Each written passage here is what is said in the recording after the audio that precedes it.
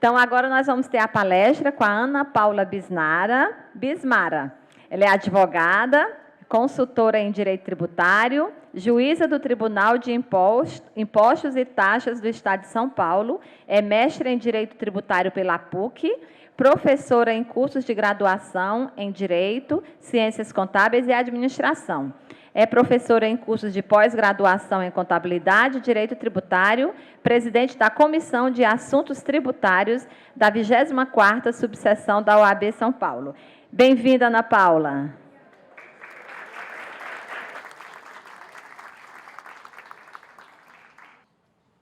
Boa tarde, pessoal. Vai ser um desafio falar com vocês sobre ICMS, substituição tributária, depois do almoço. Tem um risco aí de vocês terem uma congestão, passar mal, né? Vamos falar de oportunidades de redução de carga tributária dentro do ICMS. Quantos de vocês aqui sabem da decisão do STF, em que a gente privilegiou nessa decisão o preço real da venda ao consumidor final? Quem aqui está por dentro desse assunto? Se puder levantar a mão para mim, por favor. Ninguém? Só uma pessoa? Nossa, gente, então legal, vai ser bem, digamos, inovador no conhecimento. Porque essa matéria, ela não é tão recente. Essa decisão do STF, ela foi tomada em outubro de 2016. E a gente sabe que nós já estamos em 2019, e 2 anos e quase 3 anos aí na dinâmica de tributação é bastante tempo, né? A gente tem mudanças quase que mensais. Então, vamos nos atualizar a respeito disso. Antes de, na verdade, falar diretamente da decisão, eu vou explicar um pouquinho da base, porque às vezes não adianta você falar da decisão se a gente não entende como é que se chegou àquela conclusão. Então, o que eu coloco nesse slide? Primeiro, ICMS é um tributo indireto. O que é um tributo indireto? Quem sabe? Não vale colar, hein, gente? Tributo indireto é o tributo que é repassado dentro do preço. Ele é um encargo, o ônus daquele tributo é repassado na formação do preço de venda. Então, em regra, sempre que a gente vai fazer a venda de uma mercadoria, ou até mesmo de um serviço, a gente tem que calcular dentro do preço daquela mercadoria ou do serviço os tributos indiretos, repassar ele por dentro. Sabe aquele cálculo por dentro? Então, quais tributos indiretos nós temos hoje? ICMS é um deles, ISS, PIS, COFINS. Os vendedores, de uma maneira geral, né, das empresas, eles deveriam saber fazer esse cálculo para poder realmente repassar no preço, na negociação do pedido, esse encargo do tributo. Então, a primeira coisa que a gente precisa saber nesse assunto é que ICMS é um tributo que impacta a formação do preço, assim como o PIS/COFINS, assim como o ISS. IPI e ICMS e ST são cobrados por fora, mas também, de certa forma, repassados esse custo ao nosso adquirente. O IPI repassado por fora, né? Destacado na nota, somado ao valor total da nota fiscal. Então, de certa forma, também é... Isso que eu estou dizendo. Só que o valor do ICMS, do PIS e da COFINS, ele vai dentro do preço da mercadoria. Na formação do preço da mercadoria. O destaque de ICMS na nota, ele é um mero destaque, a gente fala, ele é só informativo. Mas, na verdade, o ICMS próprio, ele está dentro do valor do produto na nota fiscal. Certo? Tem a normal de tributação, vocês percebem que nós teríamos ali 3 incidências, que são aqueles 3 dinheirinhos que estão ali dentro do quadro. Então, o fabricante paga um pouquinho, o distribuidor mais um pouquinho, o varejista mais um pouquinho. Então, percebam, pessoal, que nessa situação, todos esses 3 dinheirinhos, eles são recolhidos na qualidade de contribuintes do tributo. Porque nós temos sujeitos passivos. Sujeitos passivos, vocês sabem o que é? Todo mundo sabe? Sujeito passivo no Código Tributário Nacional é toda pessoa que tem dever de recolher tributo. Pronto. Se você tem o dever de recolher tributo, você é sujeito passivo da obrigação tributária. Mas, dentre os sujeitos passivos, nós temos 2 tipos que são diferentes. Sujeito passivo contribuinte, que é aquele que tem relação pessoal e direta com o fato gerador. No caso do ICMS, é aquele que circula a mercadoria, que realiza a circulação. Então, quando eu coloco nesse quadro, o fabricante circulou a mercadoria.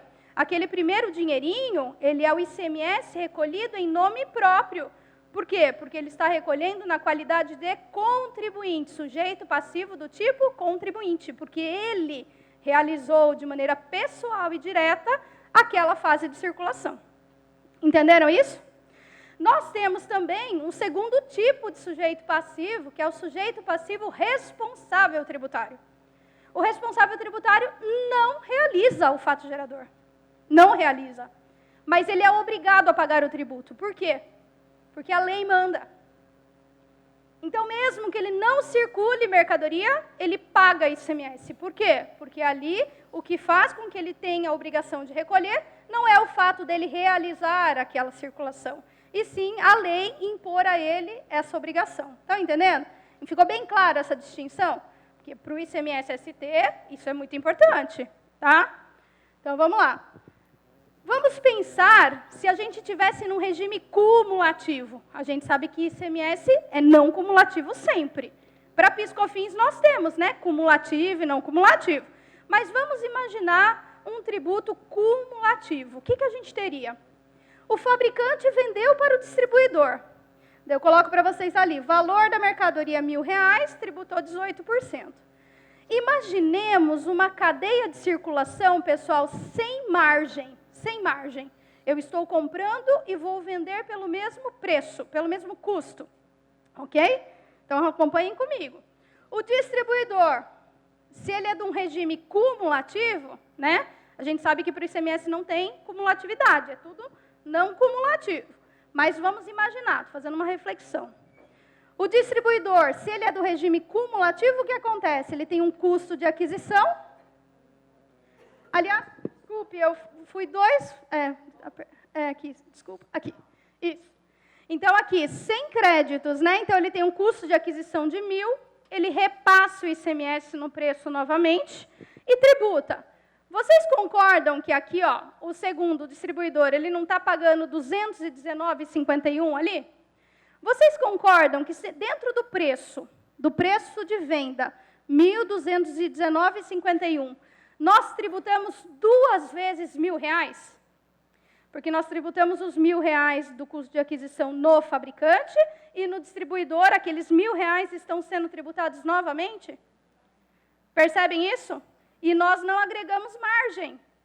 Nós não agregamos nada de margem de lucro aqui, porque eu estou vendendo pelo mesmo custo. A única coisa é que, como o ICMS impacta no preço, eu preciso recalculá-lo por dentro, no momento da venda. Quando o varejista vai vender, também pelo preço de custo, sem margem, ele novamente vai incluir o ICMS. Concordam aqui, portanto, que sobre o preço de venda final ao consumidor final, R$ 1.487,21, nós tivemos 3 incidências sobre esse preço. Por quê? Primeiro, R$1.000 no preço do fabricante. Segundo, R$ 1.219,51 no distribuidor. E na terceira fase, novamente, a tributação no preço do varejista. Isso significa que, somando os 3 recolhimentos de ICMS, nós teríamos uma carga tributária de 44,86 sobre o preço ao consumidor final. Significa que nós, consumidores finais, estaríamos pagando, dentro do preço, 44,86. Num regime cumulativo, que a gente sabe que o ICMS não é assim, mas é só o raciocínio que eu estou propondo. Vamos imaginar esse mesmo cenário sem margem, isso que é importante nesse exemplo, só que na não cumulatividade mesmo. O que a gente teria?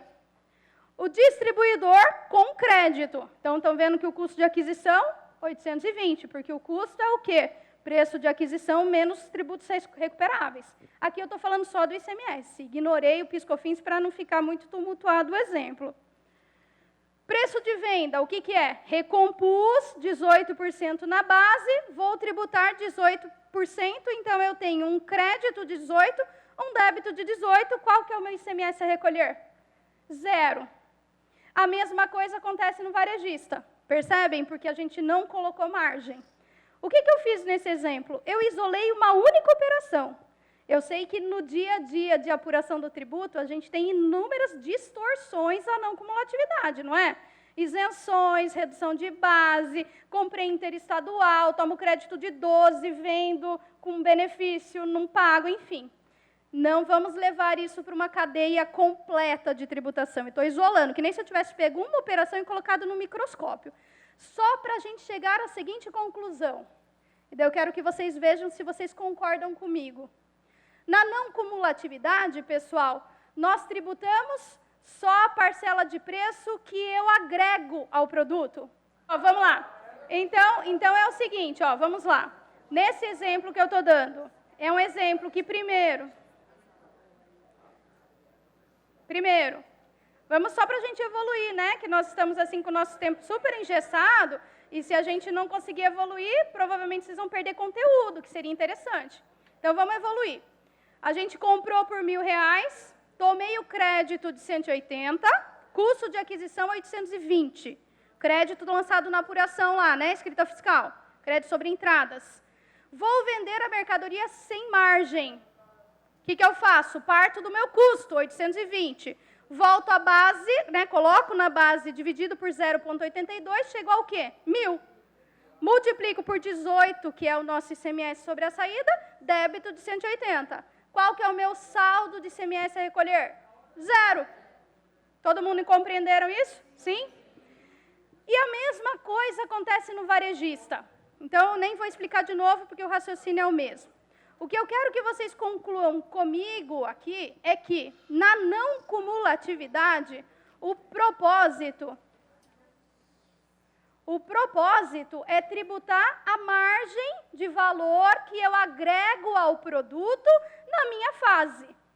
Digamos, essa é a finalidade. Não digo que ela é sempre atingida, porque a gente tem as distorções do sistema, mas essa seria a finalidade de algo que se propõe ser não cumulativo. Ok? Isso é importante a gente entender aqui. Então, ó, no regime não cumulativo, busca-se a tributação apenas da margem de valor que é agregado por cada fase da circulação da mercadoria. E as premissas, o ICMS impacta na formação do preço. E segundo, na não cumulatividade, teoricamente, eu só teria ICMS a recolher se eu colocar margem. E se eu tiver prejuízo? Se eu vender abaixo do custo, eu tenho o quê? Saldo credor. Saldo credor. Se eu vender abaixo do meu preço de custo, minha apuração do ICMS vai ser credora, saldo credor. Ok? Bom, entendido isso, vamos entender o que é substituição tributária. Substituição tributária é o seguinte. Vocês lembram aquele primeiro slide em que nós tínhamos 3 dinheirinhos de incidência? Então, cada um paga ICMS sobre a sua fase de circulação? Para o fisco, pensem se vocês fossem a Secretaria da Fazenda. Vocês não teriam um grande trabalho de fiscalizar todos os fabricantes, todos os distribuidores e as varejistas, que são cada lojinha que tem em cada esquina da cidade? Dá uma trabalheira, não dá? Não dá uma trabalheira isso? Então, o fisco pensou, o fisco não, na verdade, o poder legislativo, porque tudo isso vem da lei, não do poder executivo. Mas o legislador, pensando em facilitar a vida do fisco, ele decidiu criar um regime em que nós temos a substituição. Um contribuinte substitui o outro na tarefa de pagar o tributo. Então, se vocês fossem o fisco, quem vocês escolheriam para fiscalizar dentro desse rol de 3 contribuintes? Todo mundo escolheria o fabricante? Alguém quer fiscalizar os varejistas? Alguém se dispõe a fazer esse trabalho? Então, se a gente tivesse que escolher alguém, nós escolheríamos os fabricantes. Por quê? Porque é um grupo menor. Nós temos poucos fabricantes, distribuidores vai crescendo, varejo muito mais. Então, se a gente tivesse que escolher alguém para fiscalizar, valia a pena concentrar toda essa fiscalização na fábrica.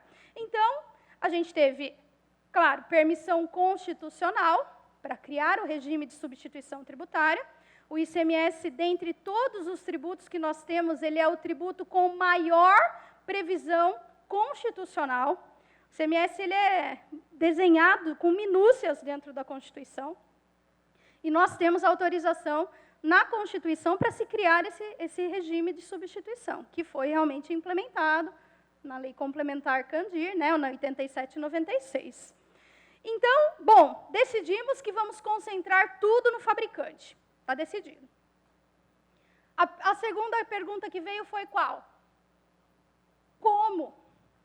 Como trazer essa tributação para o fabricante se as próximas etapas de circulação da mercadoria ainda não aconteceram?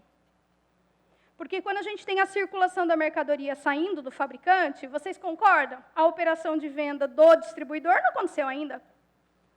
E nem a venda no varejo, porque nós ainda estamos na saída do fabricante. Então, a dúvida que veio é como nós vamos tributar todo esse ICMS da cadeia no fabricante se aquelas próximas etapas da cadeia não aconteceram ainda.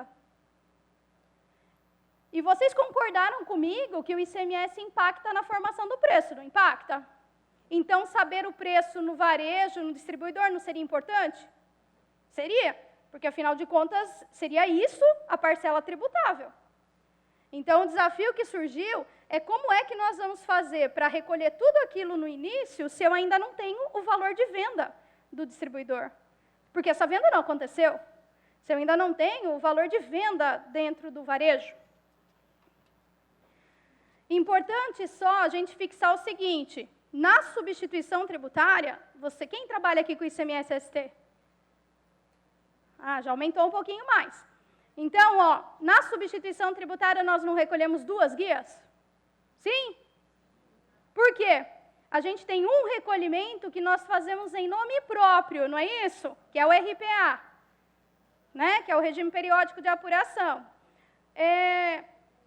Esse ICMS que eu recolho em nome próprio, eu recolho em nome próprio por quê? Porque eu sou um sujeito passivo de qual tipo aqui? E aí, gente? Vocês estão dormindo? Sou um sujeito passivo de qual tipo? Contribuinte. Não foi isso que a gente viu no slide anterior? Contribuinte por quê? Porque eu realizo a circulação. Nessa primeira fase eu não realizo? Eu realizo a circulação. Então, eu recolho uma parte desse ICMS em nome próprio porque eu sou o contribuinte, porque eu realizei de maneira pessoal e direta aquele fato gerador. Mas no ST nós recolhemos uma segunda guia, não recolhemos?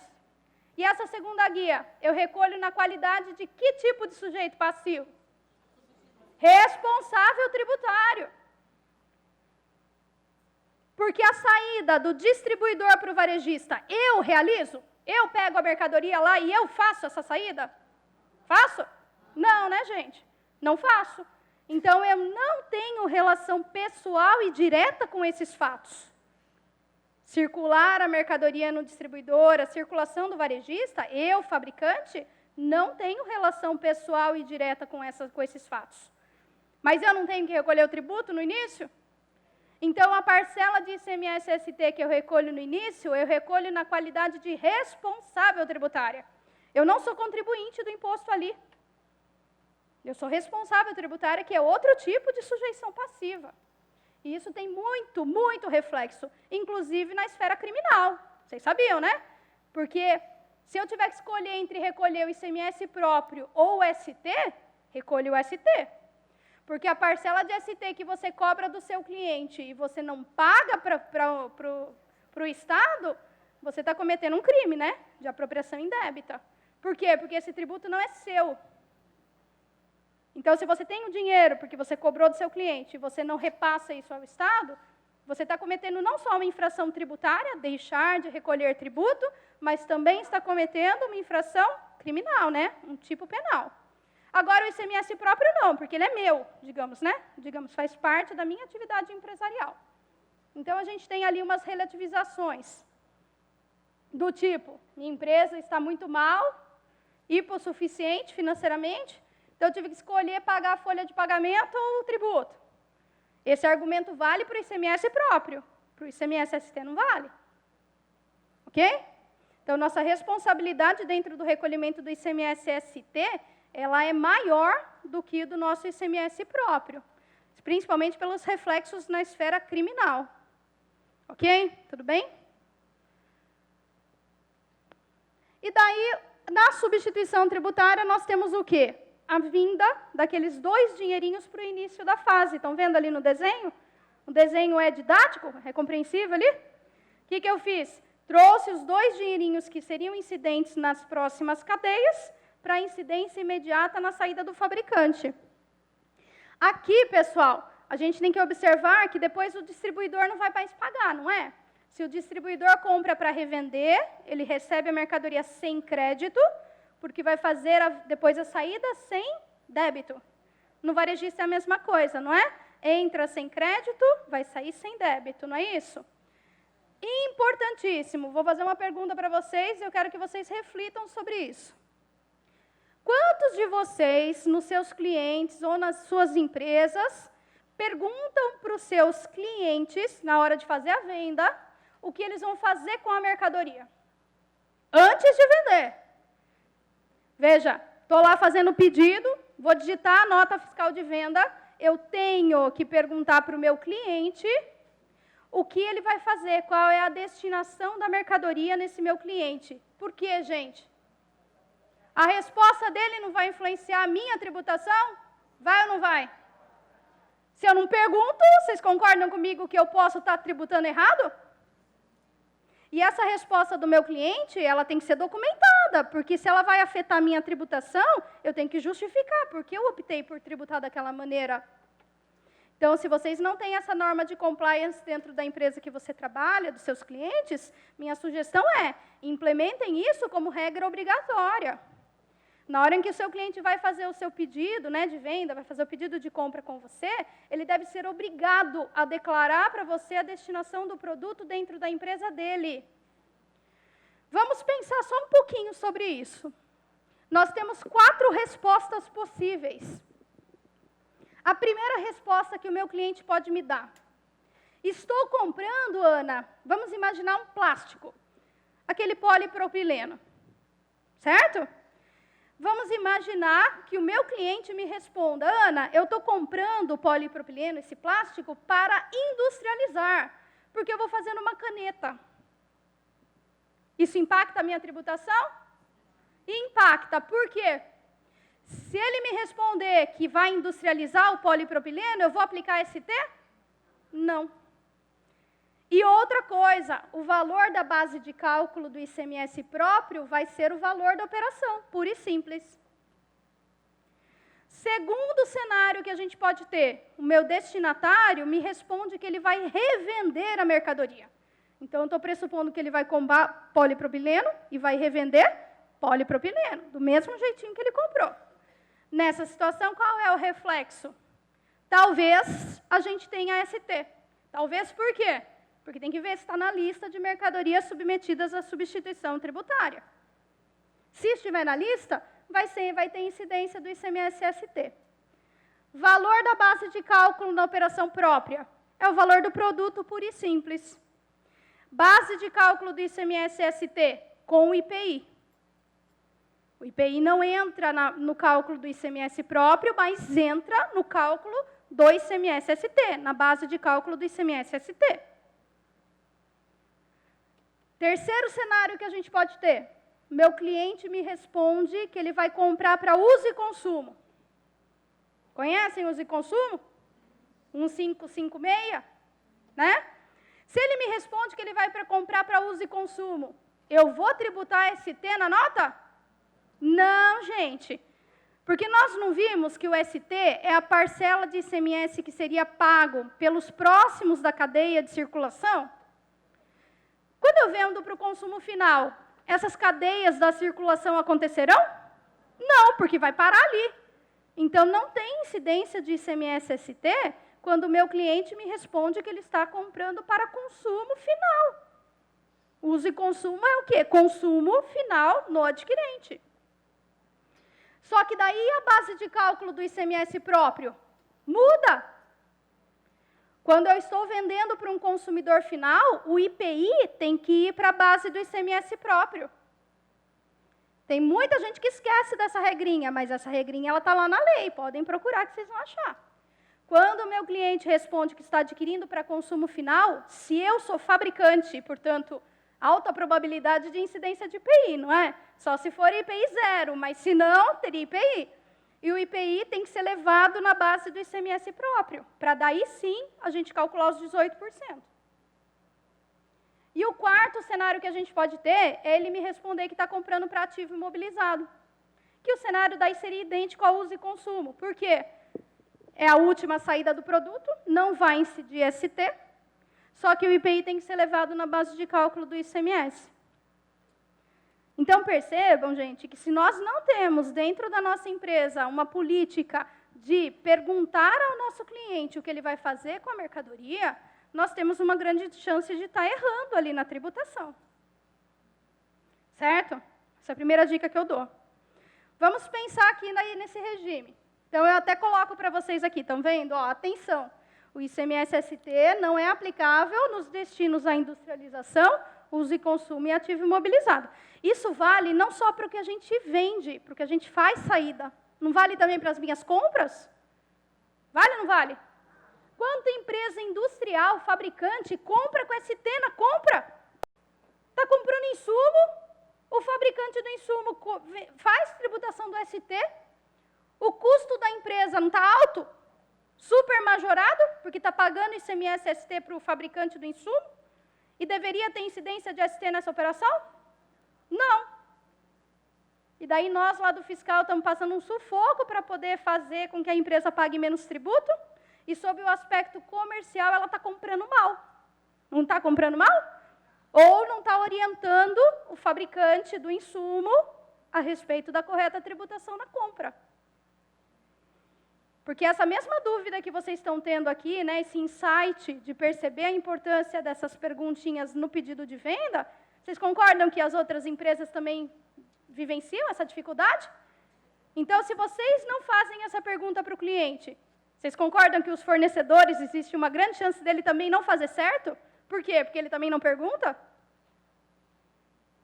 Então, quando eu venho, o tema principal da minha palestra não é oportunidades de redução de carga tributária? Nem sempre a redução de carga tributária ela está diretamente vinculada à apuração do ICMS. Às vezes, ela está vinculada ao impacto do ICMS no custo e ao impacto do ICMS na venda. Então, se você não sabe comprar certo, né, digamos, comprar com a tributação correta, seu custo está lá em cima. O Estado recolhendo, nós recolhendo, né, na cadeia de circulação ICMS a rodo para o Estado e indevidamente. Então, a primeira dica que eu dou para os meus alunos é, se você tem clientes que são fabricantes, indústrias, você tem que fazer uma auditoria nas entradas. Não pode ter nenhuma nota com destaque de ST, nenhuma, salvo se você for revendedor, mas se você estiver comprando só insumo, não pode ter destaque. Então, a primeira dica que eu dou para vocês, querem reduzir carga tributária, querem deixar a empresa mais rentável, tem que analisar o impacto do tributo no custo e analisar sob o viés da tributação. Nem entrei na esfera de créditos de PIS/COFINS, etc., que o Fábio vai falar disso depois. Nem entrei nessa esfera, mas se você juntar tudo isso, garanto para vocês que vocês encontram oportunidades de deixar a empresa mais lucrativa simplesmente por fazer escolhas melhores, tanto de fornecedores quanto de orientação do fornecedor na correta tributação para vocês. Muito bem? Podemos superar essa parte? E daí, quando a gente tem a tributação toda no fabricante, distribuidor e varejista, não pagam mais, não fazem débito, não tem crédito, não faz débito.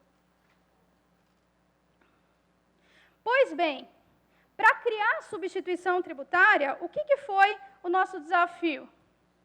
Eu já sei que eu quero concentrar tudo isso no fabricante, mas eu não sei quanto. Por que eu não sei quanto? Porque quando sai do fabricante, eu ainda não tive o valor de venda do distribuidor, eu ainda não tive o valor da venda no varejo. E nós não vimos que na não cumulatividade nós tributamos a margem que é agregada? Se eu não tenho a margem que vai ser agregada, como é que eu faço, gente? Então, é óbvio, o regime de substituição tributária, ele é um regime de presunção. Presunção significa não ser real. É uma estimativa, nós estimamos algo. E como é que essa estimativa foi feita? Como ela é feita em regra? O fisco pensou o seguinte, vamos fazer uma pesquisa de preço médio no fabricante. Então, determinado produto, vamos pesquisar, imaginemos que nessa pesquisa concluiu-se que determinado produto sai do fabricante pelo preço de R$1.000, em média. É um preço médio, não é o preço real. Essa pesquisa, pessoal, as entidades de classe daquele segmento de mercadorias participam. É uma pesquisa que não é feita só pelo governo, é uma pesquisa que você tem a parte privada, né, que são as entidades representativas daquele setor, somado, claro, ao poder público. Por outro lado, eles pensaram o seguinte,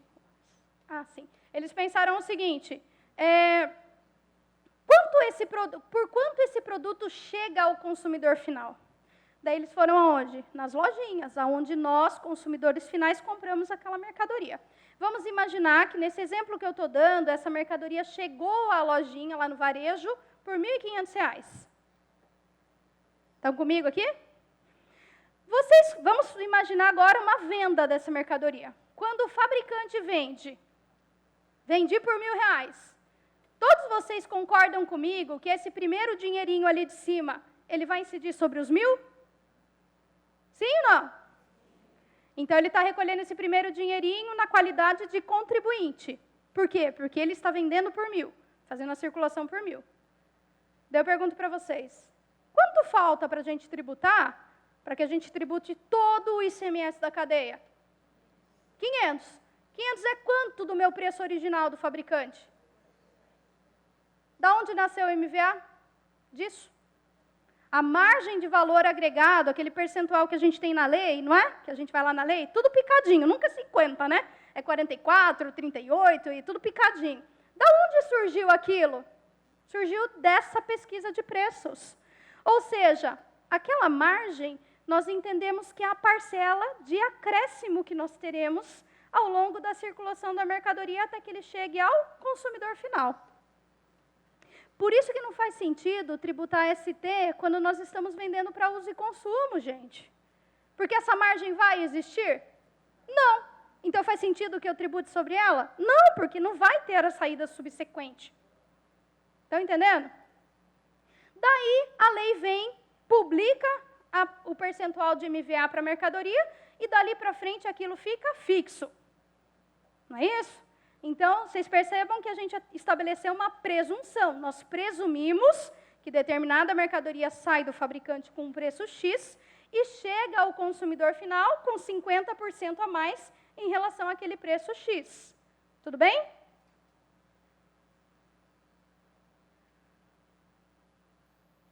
Aqui eu coloco para vocês o cálculo que seria do ST, considerando 50%. Então, fizemos a venda por R$ 1.000, tributamos 18% de ICMS próprio na operação, que é aquele ICMS meu. Estão vendo que eu coloquei ali um dinheirinho, que é aquele primeiro dinheirinho. Aí, paguei 10% de IPI, nessa situação hipotética. Base de cálculo do ICMS ST é o quê? Valor da mercadoria mais IPI. Daí, sobre isso, eu vou acrescer quantos por cento? 50, porque no nosso caso hipotético é 50. Então, eu chego numa base de cálculo do ICMS-ST de 1.650. Aí, aplico a alíquota de destino, 18, né, onde o produto vai ficar no destino, teoricamente. Chego numa tributação total de 297. Veja, os 18% sobre o preço ao consumidor final, porque 1.650 busca atingir o preço ao consumidor final, ou se aproximar no máximo dele. Vocês concordam que os 297 é a tributação completa da cadeia? Não é isso que a gente está vendo? Dentro do preço ao consumidor final, a gente já teria toda a tributação. E daí eu pergunto para vocês, mas daqueles 3 dinheirinhos, o fabricante já não está recolhendo em nome próprio? Então, quanto que falta recolher na guia de substituição tributária? Só a diferença. Que daí, somando as duas guias, vai dar os 297, não é isso? Então, é o que eu faço ali, ó. Estão vendo? Eu diminuo os 180 que ele já pagou em nome próprio, chego no valor do ST de 117, o valor total da nota fiscal que eu vou cobrar do distribuidor é quanto? Valor da mercadoria, mais o IPI, mais o ICMS-ST, 117. Concordam aqui comigo? Muito bem.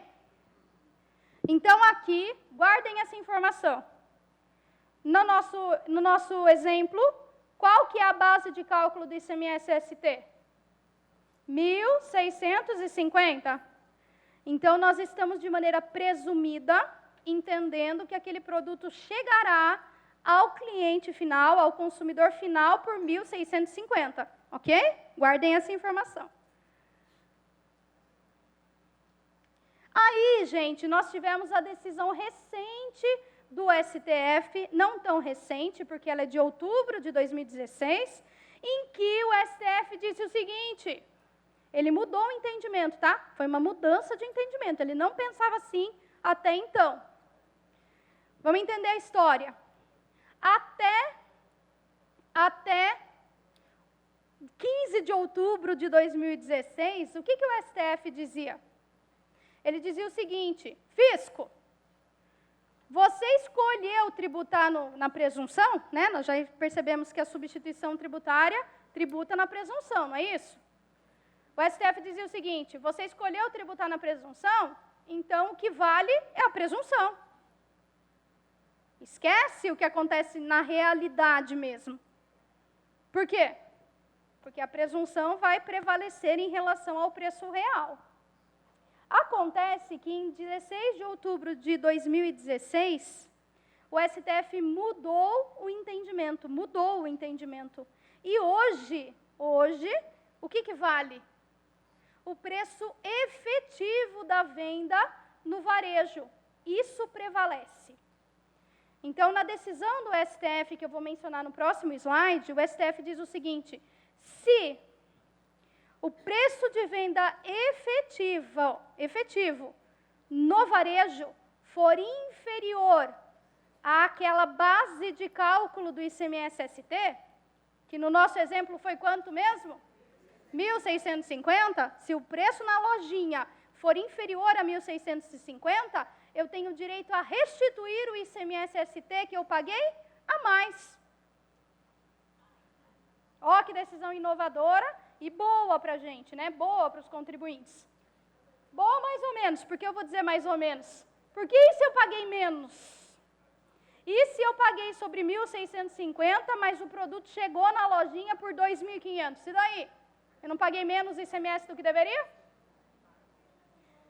Veja, então assim, aí essa é uma segunda pergunta, vamos primeiro pensar no direito.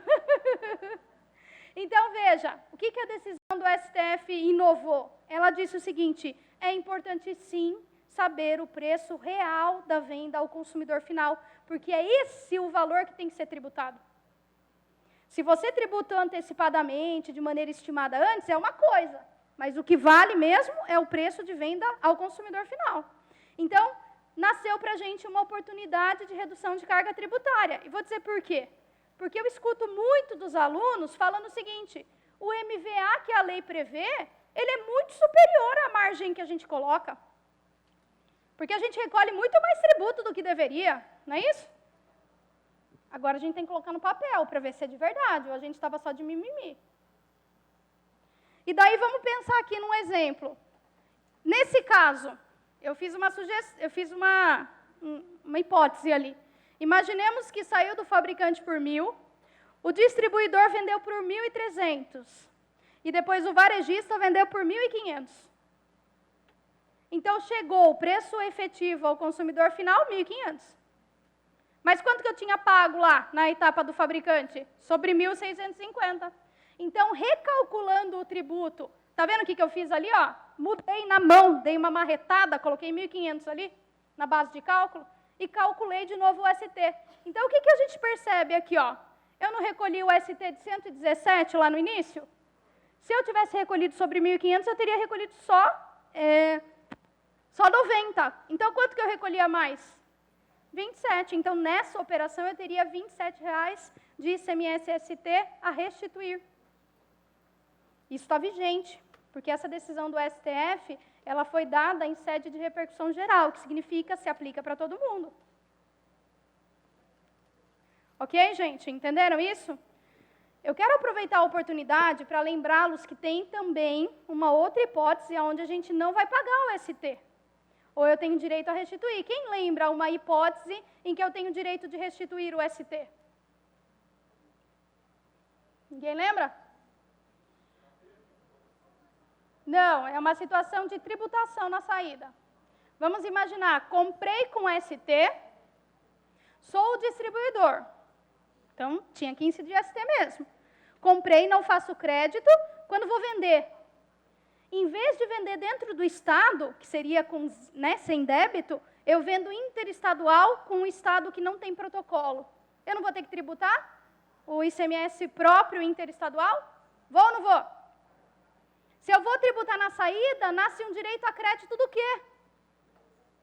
Nasce 2 direitos, gente, que eu não vejo as empresas usando. Se eu comprei uma mercadoria com ST, e depois eu revendo essa mercadoria interestadual, tributando-a, nasce para mim 2 direitos a crédito. Primeiro, crédito escritural do ICMS próprio, dos 18% que veio na nota. Por quê? Porque a operação se tornou dentro do padrão normal de tributação. O fato da minha saída interestadual ter sido tributada faz nascer para mim o direito de escriturar aquele ICMS próprio no livro de entradas, puro e simples, que na verdade vai ser na apuração do ICMS, porque a nota de compra ficou escriturada no passado. Então, vou levantar tudo isso e lançar outros créditos na apuração do ICMS. Precisaria dar uma olhadinha no RICMS de você aqui, né? De vocês aqui, para só olhar exatamente como é o detalhamento. E o segundo direito que nasce? Direito de ressarcir o ICMS-ST que eu paguei para o fornecedor. Esse direito é meu como distribuidor. Não é do fabricante, é meu. Eu tenho que levantar todo o ICMS-ST que eu paguei nessas compras ao meu fabricante, e esse é um direito meu.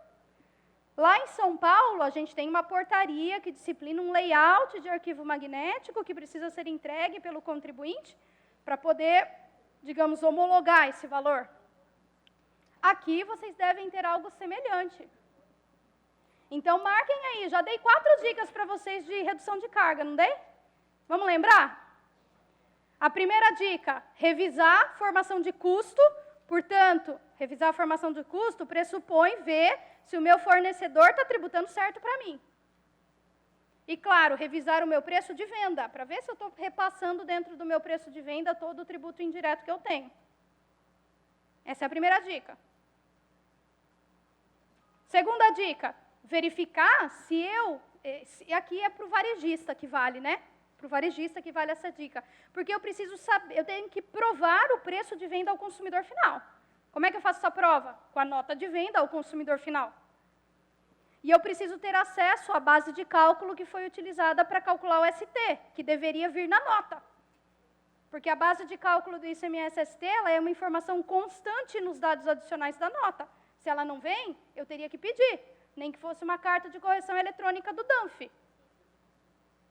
Mas eu teria que ter acesso a essa informação. E daí, se eu sou o varejo, qual é a segunda oportunidade de redução de carga que eu tenho? Comparar o meu preço de venda efetivo com aquela base de cálculo submetida à incidência. Se a venda for menor, eu teria um direito à restituição. A terceira dica, terceira e quarta, né, enfim, dica que eu dou para vocês. A gente precisa verificar se eu vendo em operações interestaduais tributadas produtos que eu adquiri com incidência de ST, eu tenho que analisar a recuperação tanto do crédito próprio quanto da parcela de ST que foi recolhida indevidamente na entrada. Ok, gente? Então, para finalizar, que meus 10 minutos já foram. Olha lá, pelo menos já faz 8 minutos que você me falou que estava acabando, né? Eu sou rigorosa ali, porque o Fábio também está com o laser ali, o olhar. Então, o que essa decisão do STF disse? Disse o seguinte, é devida a restituição da diferença do ICMS pago a mais no regime de substituição tributária para frente, se a base de cálculo efetiva da operação for inferior à presumida. Quando ele fala base de cálculo efetivo, ele está dizendo o preço real de venda ao consumidor final. Ok? Tudo bem? Posso ir? A decisão está aqui em cima, para quem está na dúvida, né? Não sabe de onde que eu tirei isso aqui. O número do recurso extraordinário está lá em cima, tá bom? Aqui é a previsão constitucional, Da onde que essa decisão foi tomada? Qual é o fundamento dela? É o artigo 150, parágrafo 7º da Constituição, que diz lá, ó, que será devolvido, assegurada a imediata e preferencial restituição da quantia, caso não se realize o fato gerador presumido. Então, vamos entender isso. Ó, vamos entender isso. Quando eu compro com ST e vendo interestadual tributado, eu disse para vocês que eu tenho direito ao crédito na compra e a ressarcimento do ST, não falei? Eu tenho esse direito porque o fato gerador presumido não aconteceu. Por que ele não aconteceu? Porque eu tive que tributar novamente. Então, aquela venda dentro do Estado sem incidência não aconteceu, porque a venda foi interestadual. Estão entendendo isso comigo? Então, nessa situação em que eu tenho o crédito escritural da compra mais o ressarcimento do ST do fabricante, eu estou diante de um caso de fato gerador presumido não ocorrido. Ponto. Nós temos a segunda hipótese, em que o fato gerador presumido ocorre, mas de forma parcial, que é quando eu vendo, mas vendo com preço menor do que aquele submetido à incidência. Está entendendo a diferença, gente? Então, a segunda hipótese é, o fato gerador presumido ocorre, só que ele ocorre por um preço menor do que aquele que eu submeti à incidência. Está entendendo? Só para a gente acabar, esse é o meu último slide, eu coloco para vocês dúvidas e polêmicas para que vocês pensem, claro, não esperem que eu ajude na resposta, estou brincando, né? Estou aqui para ajudar. Então, assim, o item 1, fato gerador não ocorrido, tenho direito ao crédito escritural, do ICMS próprio, mais ressarcimento do ICMS-ST pago indevidamente naquela operação. Segundo, fato gerador ocorrido de forma parcial. É a diferença do preço. Se eu vendo ao consumidor final por um preço menor do que aquele que sofreu a incidência no fabricante. Também oportunidade de redução de carga. Né? Cada estado está disciplinando da sua maneira como é que vai homologar esses créditos. A gente teve bastante estado, porque, veja, imagina a dificuldade que foi o seu comentário. Como que a gente vai apurar? Quem pensou isso foi o Estado. Porque ele pensou, nossa, eu queria me livrar da fiscalização e agora eu ganhei o quê?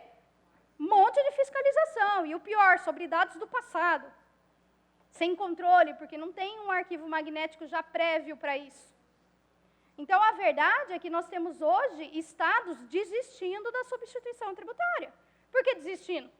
Porque é melhor eu fiscalizar a operação comum do que ficar voltando no passado para ver se o preço final foi esse, se foi aquele. Né? Imaginem a trabalheira que não é levantar isso. Para o contribuinte é ruim, mas imagine para o fisco também fiscalizar. Não é ruim? Então, aquilo que a gente queria poupar de trabalho, com essa decisão do STF, voltou tudo o trabalho. Pior, de uma forma pior ainda. Então, por exemplo, Santa Catarina já está tirando a mercadoria do ST. Ela já está falando, vou tributar cada um na sua parcela e fiscalizo todo mundo, de maneira individual. Mais fácil do que ficar tendo que rever todos os dados do passado. Ok, gente? Mas isso vale, não teve modulação de efeitos. Isso significa que nós podemos rever os últimos 5 anos. Então, ó, tem oportunidade aqui. Vale a pena fazer, no mínimo, uma amostragem. O que eu indico? Faz uma amostragem. Dá uma olhadinha em um mês, como seria o resultado. Quem pode pedir essa restituição do ICMS pago a maior? O varejista. Porque o varejista vai ter prova do dado da venda real ao consumidor final, do preço, e ele também teria que ter acesso à nota do fabricante. Quais provas devem instruir esse pedido? Claro, nota de venda no varejo versus base de cálculo tributada na operação antecedentes. Certo? Tem jeito de viabilizar? Tem, né, gente? Porque todo mundo ganha nessa história. De repente, você pode ir lá para o seu fabricante, para o distribuidor, e, enfim, criar ali todo um trabalho em conjunto para se restituir aquilo. O direito de restituição é do varejista, mas isso não significa que o distribuidor e o fabricante não possam ganhar economicamente na operação. Estão entendendo? pedir restituição dos últimos 5 anos? Sim, você vai pedir dos últimos 5 anos e, óbvio, daqui para frente você vai passar a ter controle disso. Certo? É preciso ajuizar a ação judicial? Não. Por que não?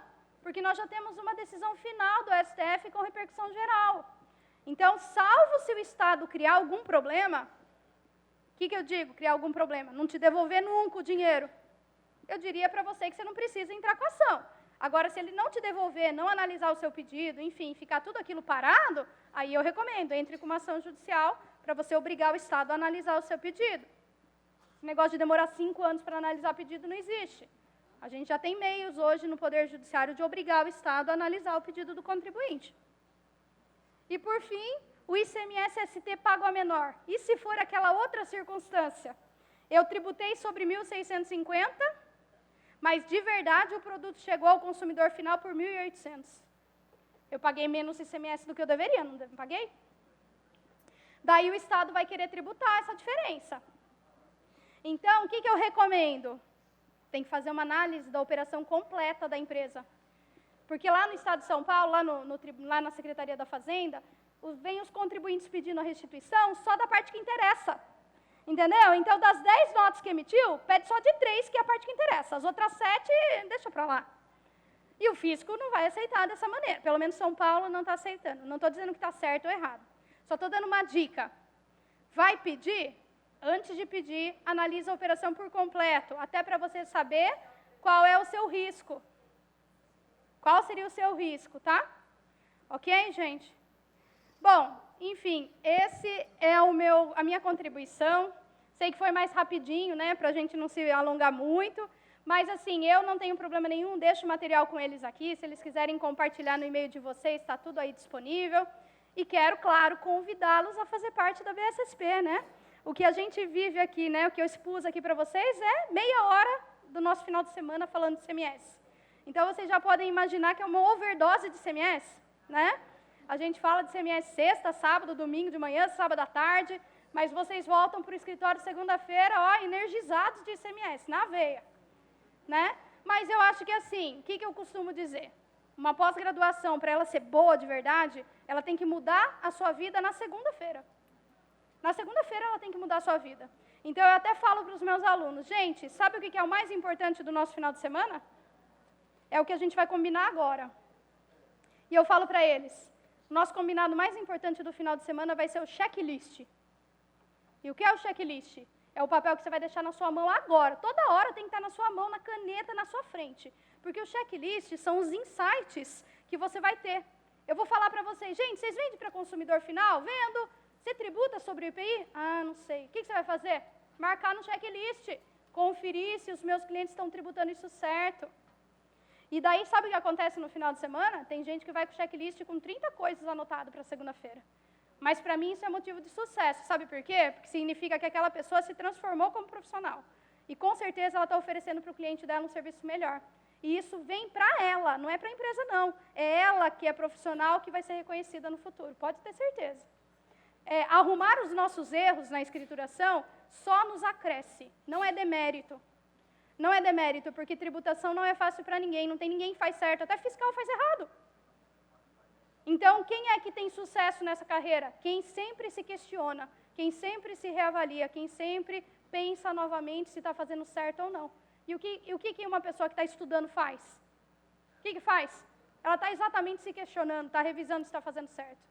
Tá bom? Então, fica o meu convite carinhoso, quero encontrá-los aqui, se Deus quiser, em breve estarei aqui, e daí a gente se vê por lá, tá bom? Obrigada, gente.